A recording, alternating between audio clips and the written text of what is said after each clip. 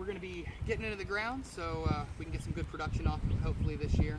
It's the second year, but it's got nice buds on it. And it's got some on the main stems that I'm going to let go because I want to really taste this fruit as soon as I can. So we're going to see what it can do, and I won't let all of them go. I'm probably going to just let a few. We'll see what I do when we get it in the ground. But what we're going to do first is we're going to get the mulch out of the way, and I'm just going to pull that back real quick. And got to be careful because on either side of me I've got some bush apricots, and those will get to be a nice undergrowth kind of understory to this peach tree. This peach tree is only going to be about 8 foot wide, thereabouts. I'm going to try and keep it pruned down so I can reach pretty much everything on it. But we're going to see exactly how the spacing goes as time goes on, you know. So the soil here should be pretty moist. I've had this covered since January, so it should be pretty easy to get in here. We're gonna just see how quickly it slides in. Yeah, see, it's not as good as it was over there from my plum, but it's still fairly moist compared to what it would be if we didn't have any of the mulch down. It was pretty frozen actually about 2 weeks ago. Just outside of the forest boundaries where I don't have anything mulched, and I tested that when I put in my plum, and man, I'll tell you what, when I dug the hole for my plum, it just slid right in like butter. Now, it wasn't quite as smooth this time, but I do have a heavier rooted area because I had better grass growing over here, so that could be one part. So we're going to get this. Now, the native soil's not terrible. It's got a lot of clay, but what we're going to try and do is get the microbial action going in it in the next few years. And so we're going to utilize that soil, and you really want to have a native soil when you're planting a fruit tree anyways, because you want it to get acclimated to your area as quickly as possible. So we're really only going to do a little bit of treating to the soil with some nice potting mix, some organic potting mix, just so I can get a little better drainage for it, and it's not as big of a transition from you know, a potted tree soil to the organic, or the native, I should say. So what we're going to do is we're going to take this bucket, we're going to save any of the native soil that we've got here for a good mix later on in the video, and that way we've got a good combo. So I'm going to pause it here, I'm going to get this hole ready, and I'll bring you guys back and you'll see how it looks when we get ready to mix. Alright, so we've got the hole dug up, and we're going to get you guys a good look at it. I want you guys to see what kind of soil we're working with here. It's a mostly clay soil, so you can see we've got an okay top layer. You can see the darker section from about here up, and I don't know how well you can see that on camera, but you know, it's a good, I'd say about 6 inches of dark, rich, and probably very, very nutrient-rich clay. And then we get into the slightly browner, I would say less rich, less nutrient-dense clay. But we've still got worms all the way down into the hole. And so that's a good sign of, you know, our tilling fertility, natural tillers. And we've got some good fertile soil starting to build already. And that's just by luck of, you know, luck of the draw of our location. Not everybody's going to have, you know, a good soil to start with. Ours isn't the best, but we've got a good base to start with, which is something you really want. Minerals are important, but you got to be able to access those minerals. And so you have to have, you know, microbial life in order to transfer a lot of that. And I'm not the most expert, you know, at understanding all of that, or translating all of that for you guys. I would say if you really want to learn more about that, check out John Kohler or M.I. Gardner, both very good channels to check out. Those are where I'm learning a lot of my information. I'd say I'm a YouTube gardener for sure. I've learned most of my my information from YouTube, and I can tell you that's why I've started what I'm doing, because I want to transfer every little bit that I've gotten to you guys. So what we're going to do next is we're going to take and we're going to backfill a little bit But we're going to use some of the potting soil and some of the native soil to get a little bit of a base started for the root ball. And I want to show you guys real quick the roots we're working with here. I'm very particular about the roots that I get. I'm also very particular about the structure. I've done a lot of pruning research in the last few years, trying to make sure that I'm going to build a good structure on my trees so I can get as much production as possible. And so I've been pretty particular about the structure and the whole shape of the tree, but the root system is more important than really anything, because you don't want to have too much of a root system when it's coming from a potted plant. You have to run the danger of it getting root bound, and then you're not going to get any growth in your tree. Especially when you're dealing with a heavy, dense soil. If you've already got a slightly root bound plant, then you're not going to be able to have any energy to break that root bound aspect of the roots and push out into the clay filled soil. So you really want to make sure you've got a good strong root system and it's not bound up before you put it into any kind of clay soil. So what we've got here is a nice lightly rooted system, and you can see it doesn't have too many roots, a lot of feeder roots. Down on the very bottom we've got a couple of heavier roots, and that's good. That's a good root system there. Some nice rich soil, some extra feeding nutrients in there that's not necessarily natural, but you know, we're not certified organic here. We are just not going to feed it anything after we get it in the ground. We want to make sure that we've got, you know, a healthy start for everything though. So I want to make sure we've got a good height base, and check out how it looks in the hole. So that's definitely too deep, and we want to bring that back up a little bit. But I wanted to get down so you guys could really see what kind of soil we're working with here. And so we'll probably bring it back up to about there. We want it basically at the exact height that the tree's sitting at. So that'll give it plenty of room to spread its roots into some new fertile soil. So we'll get it back into the pot real quick just to keep all that moisture in there. And we'll go on and get this open.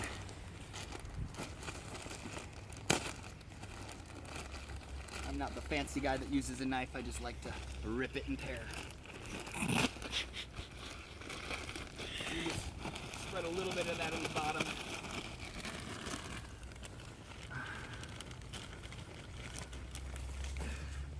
Get a good base started. And then we'll take a little bit of this, make sure it's broken up. We're going to backfill a little bit of that. And see, you can tell, come a little closer, you can tell we've got a lot of clay in our soil. I mean, it is just mostly clay, but you can also see that it's holding a lot of moisture, and that is partly due to the fact that I've had wood chips on it for half the winter, almost most of the winter, I should say. So it's not had the chance to really freeze through this winter, and that's gonna benefit us a lot. See, the more warmth you're storing, the more root growth you're gonna have through each season. And when we're restricted on a lot of our growth through the Midwest with, you know, up and down warm weather through spring, and we can hit some pretty low temperatures through the winter itself. You really want to have a good warm layer to keep all of your roots from freezing over, especially when you're working with stuff that's not necessarily for your climate. And that's what we like to do here at the farm here. But I'm gonna get this built up, and I'll get right back with you guys and show you where we're at when we start filling in the rest of the hole. All right, so we've got our soil level to a pretty good height. What we're going to do now is we're going to add a little bit of mycorrhizal fungi, and what that'll do is that'll stimulate the soil for us, and it'll give a little bit of food. And I just like to drizzle a little in there and give it a little quick mix. And we'll just drizzle a little more, and that should be enough for that layer. And we're going to do a little bit of diatomaceous earth. And that's going to do a couple of things for us. It'll help get that microbial life action going, and it'll also deter some pests a little bit, but it's mostly a food for it, kind of, in a way. It really helps the root life and whatnot. But again, you want to get more information on the DE.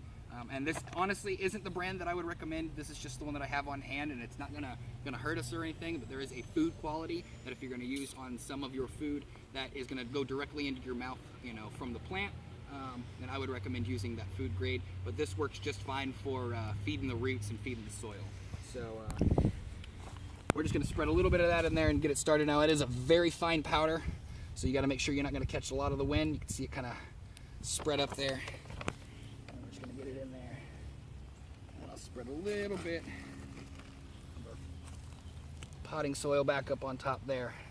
And we got it all mixed up there. And so now what we're gonna do is set this stuff aside. Come in here and get it settled in there.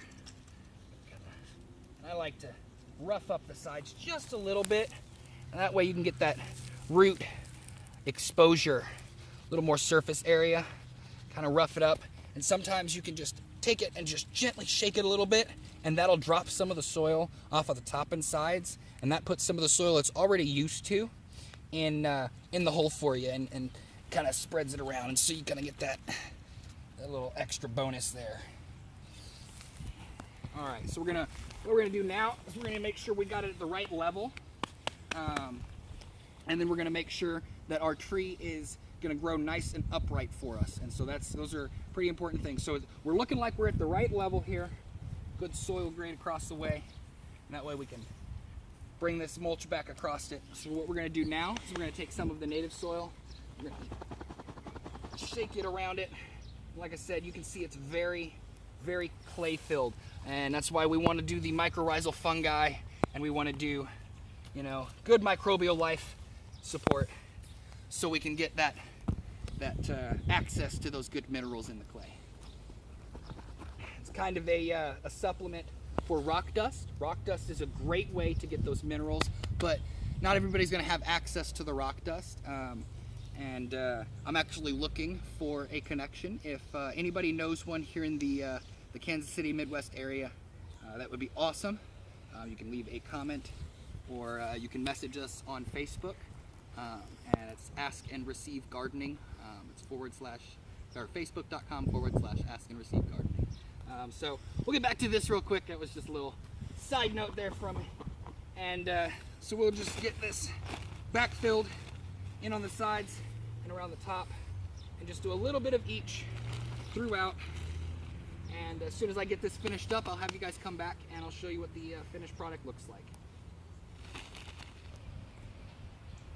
All right, so we've got it leveled up, and you want to make sure you don't go any higher than the original soil level, because that can cause some extra rooting that you don't necessarily want. And in certain types of trees, it can cause trunk rot, and that's very, very bad. So let's not go any higher than that original soil level. So we're going to add just a tidbit more of the mycorrhizal fungi to the top surface. That way we get a good penetration the next watering, which will be as soon as we're done here. And hopefully we can get some nice, good, juicy fruit off of this the next few years and in the many, many years to come. So we're just going to do a little bit on that top surface to get that action going, and push this back out of the way. And so, as usual, what I do is I do a nice thick leaf layer, and then I do my mulch, and that leaf layer is going to provide some breakdown nutrition, and then it'll also prevent me from having to use as much mulch to keep the weeds from coming back. Now, in this instance, you're not going to deal with as much weeds, but when building the food forest in general, what I did is I laid down a good 2-3 inches, sometimes a little more, 4 or 5 inches, depends on the depth that I'm working with and how much I'm having to cover. And then I go with a good 4 to 6 inches of mulch on top of that, and that'll suppress most, if not all, of your grasses that you're trying to cover up, or any of your weeds that you're not wanting to come back through. There are some weeds that are very, very resilient, like what you see here. We've got some of my favorite weeds, dandelions. Love dandelions, and you know what? I don't even really consider them a weed anymore. because there's just so many different uses you can do with dandelions. Just absolutely love them. We make a really, really good dandelion jelly, and it's one of my favorites. Some of our unusual ones are just definitely my favorites. We've got a cucumber one that I absolutely love. But again, that's a side note that we could talk about at a later date. So we're gonna get all this mulch pulled back over, and then we'll get a good watering in. We're gonna make sure we got a good, yeah, I like that. And make sure we got a good watering in there. And so we've got a, hopefully, what is our last freeze coming this weekend. Saturday and Sunday is supposed to get down to like 35, and Sunday night possibly into the 20s. You know, it's April here. Yeah, it's April everywhere. And that's just, it's not what we want to see in April, especially nearing the second, third week of April. It's just annoying. But what we're going to do, because I do have some early woods on here, just so we don't lose that in this freeze, I'm going to put a trash bag over this for those 2 nights, and that should do fine. I'm not going to worry too much about the foliage because I don't have a lot of foliage on here as of yet. With these Red Havens, from what I've seen, they're fairly hardy wise, so we shouldn't lose any of the foliage as long as we don't let any of the frost get onto it. So we're gonna get it nice covered back up, and you want to make sure that you're away from your base a little bit. A lot of people will say, "Oh, build that up the base, build that up the base." Don't build it up the base because you can cause a lot of root rot or extra roots to build, or you can accidentally cause some trunk rot, and that's just not good for your trees. So don't build mulch up around the trunk of your trees, like a lot of the landscape experts will tell you to do, or you'll see on the city streets of you know, your local town. So make sure you've got your soil covered up completely so you're not going to lose any of that moisture, and you should be all right.